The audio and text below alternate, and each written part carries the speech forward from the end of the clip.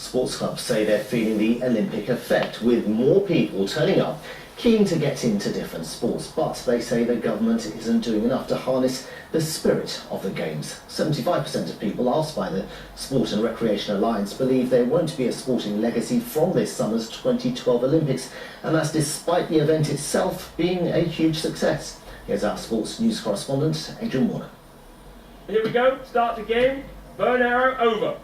This is the sharp end of Olympic legacy, trying to teach a lower profile sport like volleyball to youngsters in Richmond. The Games were supposed to be all about getting more people into sport, but the speciality coach here says it's not as easy as it should be. Funding within schools has been cut. In the last 5 years we worked with about 40 schools. That's now been reduced probably to 30%. Secondly, facilities is still very, very poor to support community clubs like Richmond Volleyball. And the cost of facilities within London is very, very expensive. The government says it's investing £1 billion in the next 5 years in a strategy to link schools and sports clubs. But a new survey suggests sports clubs want more to be done.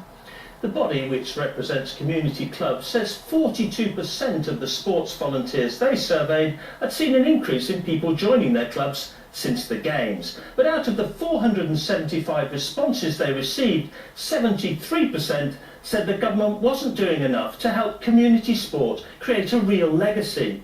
And 66% said they did not feel that they had benefited from the Olympics and Paralympics.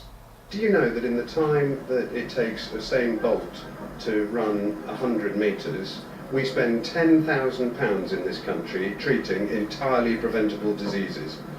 And if people could undertake more physical activity, more sport and more healthy lifestyles, we could save an absolute fortune.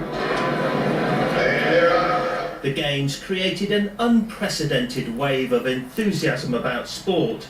But the reality is that the Olympic pixie dust, which can drive participation, won't be around for long.